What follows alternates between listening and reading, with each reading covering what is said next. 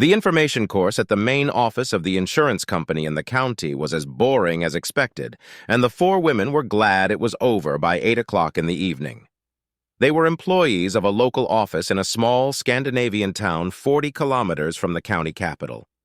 All four were married and had decided to end the evening with a hen party at a hotel with a popular bar that usually featured good dance bands. They had booked a table for four, and since there were only about 40% women among the guests on this Tuesday, they all danced for most of the evening. During the evening, one of them, Anita Anderson, was intensely courted by a very handsome man who introduced himself as Eric. She was flattered by this, for she was neither the youngest nor the most beautiful of the four friends. Anita had gained a few extra pounds, but since they were in the right places, many men preferred her over the super skinny ones. She was very pleased that Eric, who was a few years younger than her 36 years, preferred her and praised her for her beautiful hair, beautiful eyes, and beautiful legs, something her husband hadn't done in years. Eric behaved like a gentleman and danced very well, much better than her husband. She appreciated that he didn't make clumsy attempts to fondle her buttocks too much during the slow tunes. Nevertheless, he bought drinks for them, and they found a table in a quiet corner where they had a pleasant chat, during which he got all the information he wanted to know about her. He wanted to take her to dinner the next night and begged her to tell her husband that there was a second part to her course.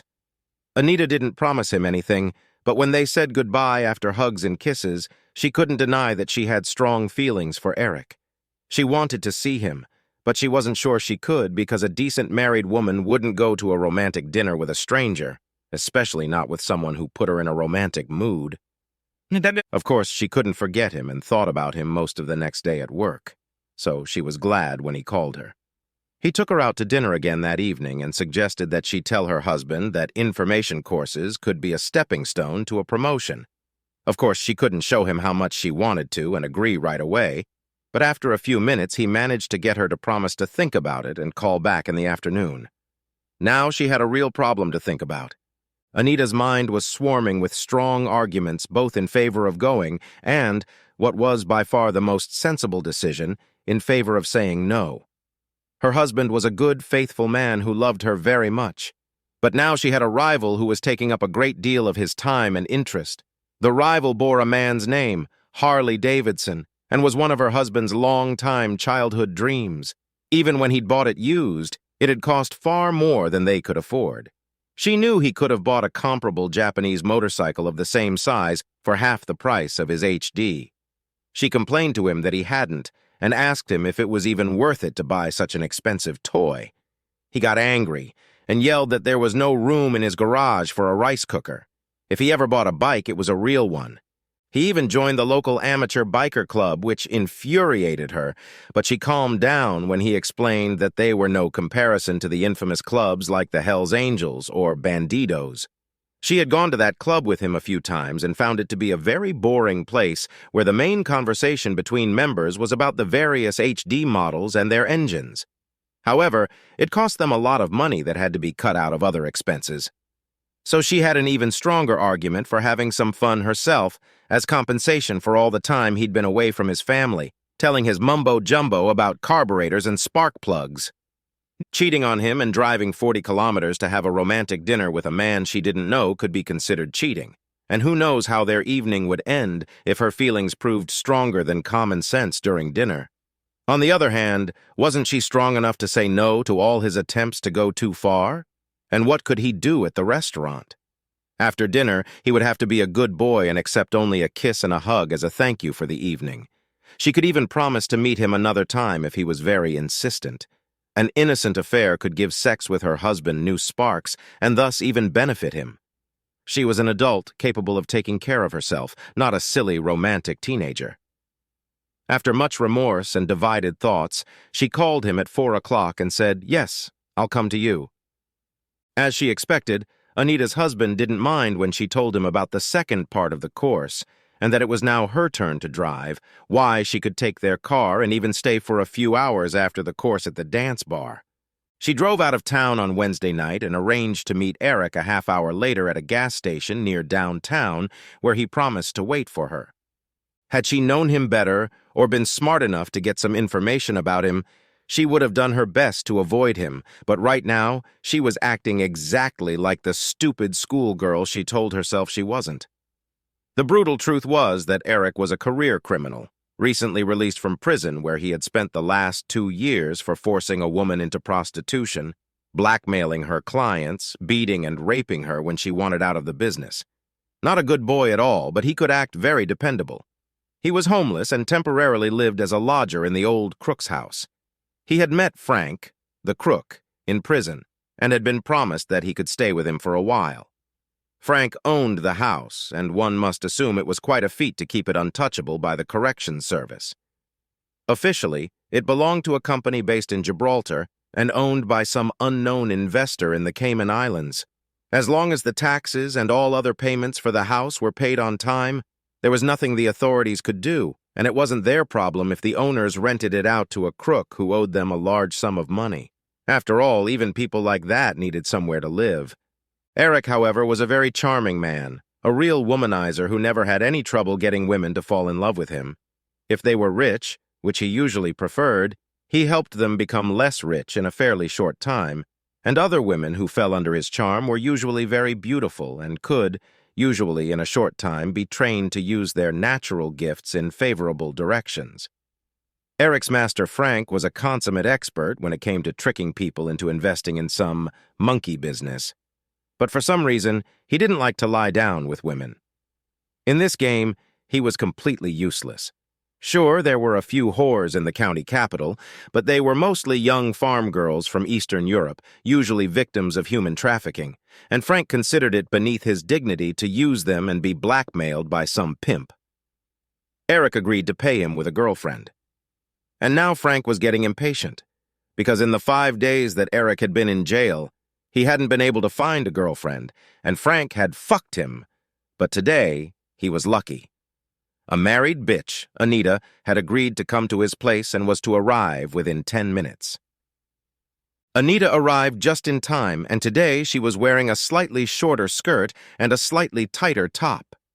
Very sexy, he thought with a satisfied smile as he jumped into her car and greeted her with a kiss on the chin.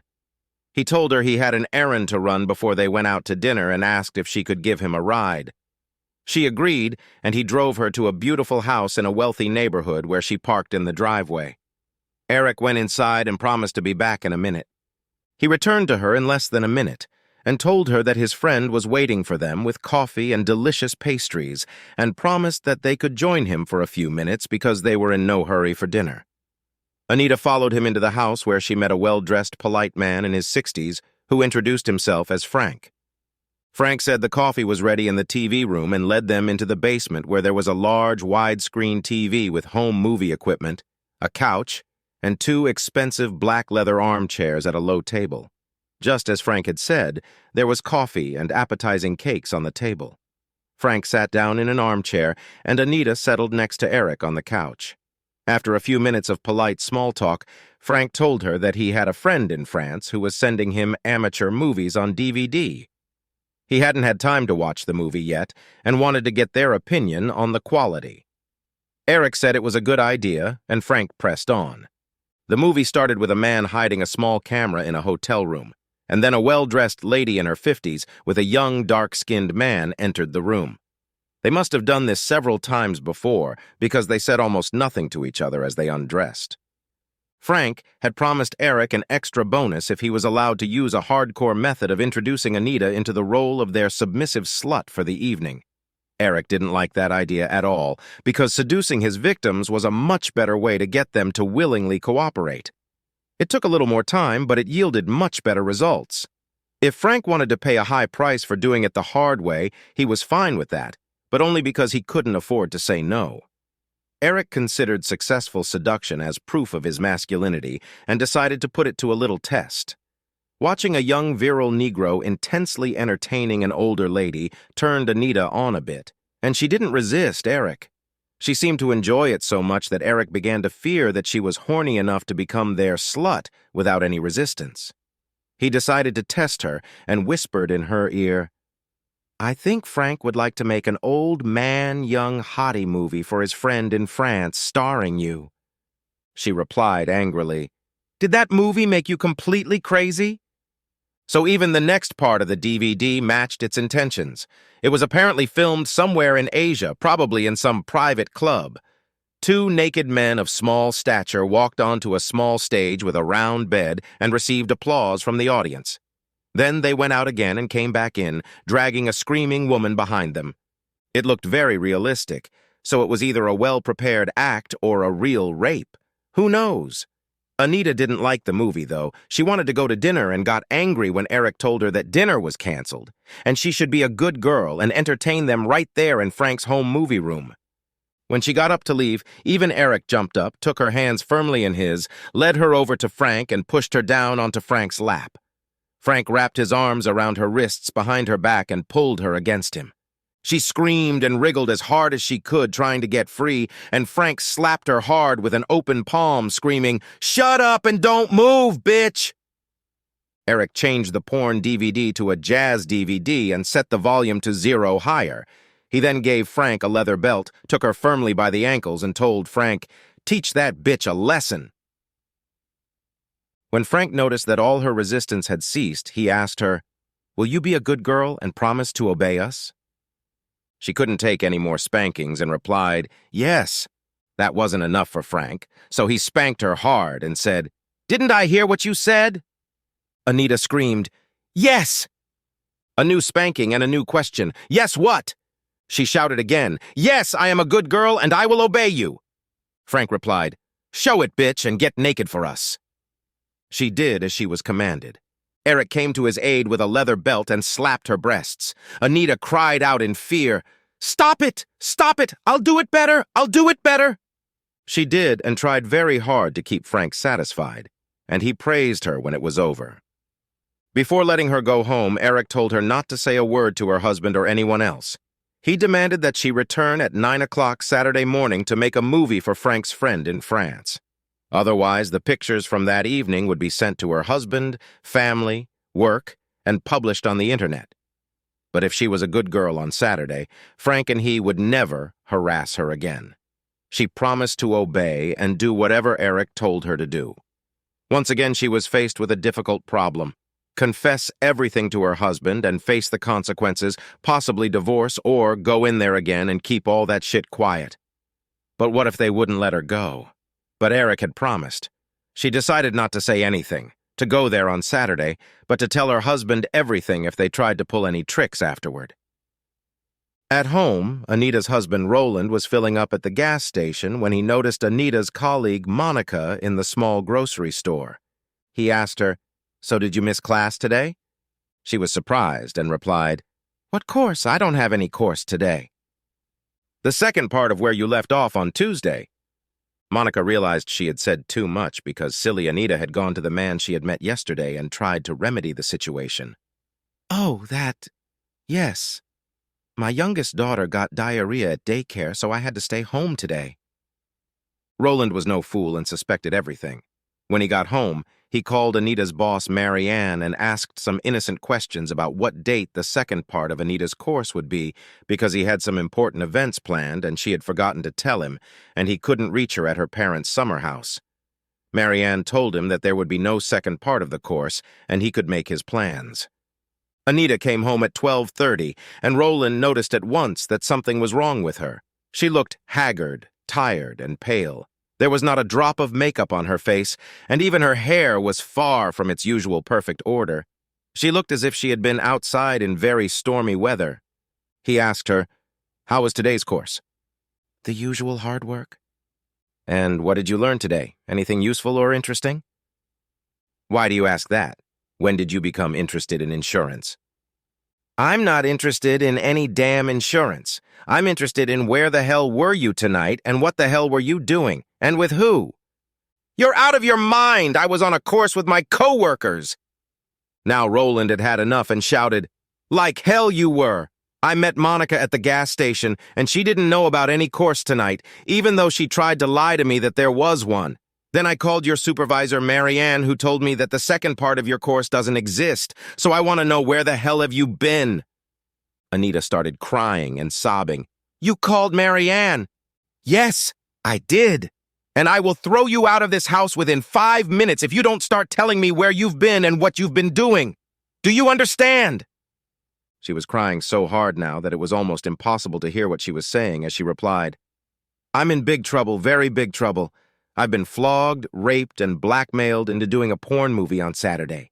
Otherwise, these two pimps will send nasty pictures to you, to my work, and everywhere. Please help me. Oh, God, please help me." Roland was shocked and threw up before he got her to tell him everything. She did, and started with how she had charmed Eric the first night, and how they had beaten her and forced her to do all the perverted things they had done to her tonight, taking pictures and blackmailing her into being there on Saturday. It was almost 6 in the morning when Roland asked her to take a real shower and go to bed in the spare bedroom. They had both taken time off work, and Roland had taken her to the hospital for STD tests. Roland had a lot on his plate, and they hardly spoke to each other. On Friday afternoon, Eric called her on her home phone. He reported that he had been looking for her at work, but was told that poor Anita was sick. He told her that her so-called illness was not a valid reason to stay home for the Saturday meeting. If she dared to do so, Frank promised to have some nasty guys come over and catch her at home. Anita promised to be on time and taped the call as Roland had told her to do. At exactly 9 o'clock on Saturday morning, Frank's doorbell rang. Looking through the peephole, he saw the back of a blonde woman in a red dress and opened the door with a smile on his face, saying, "Welcome home, my sweet girl." His smile turned to ice when he saw the blonde woman in the black mask poking him with a revolver and said in a man's voice, "Not a word, asshole." The masked man pressed a button on his cell phone.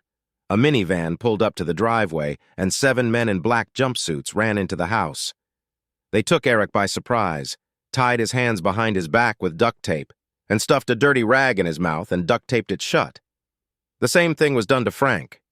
They were then placed on a table in the basement. Their pants and underwear were pulled down to their ankles, which were bound with duct tape. One of the men told them that flogging, raping, and blackmailing a biker's wife were stupid things to do. Then the brutal and merciless flogging began. The men took turns participating in the flogging.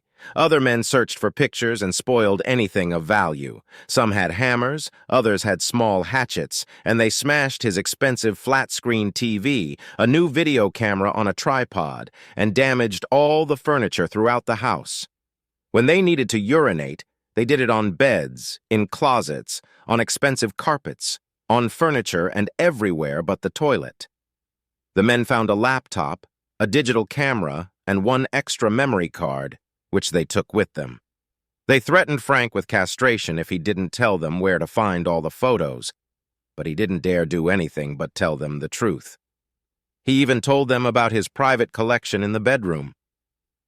Before leaving the house, the men removed the duct tape from Frank's wrists and told Eric and Frank not to try to contact Anita or go to the police, and what would happen to them if they did.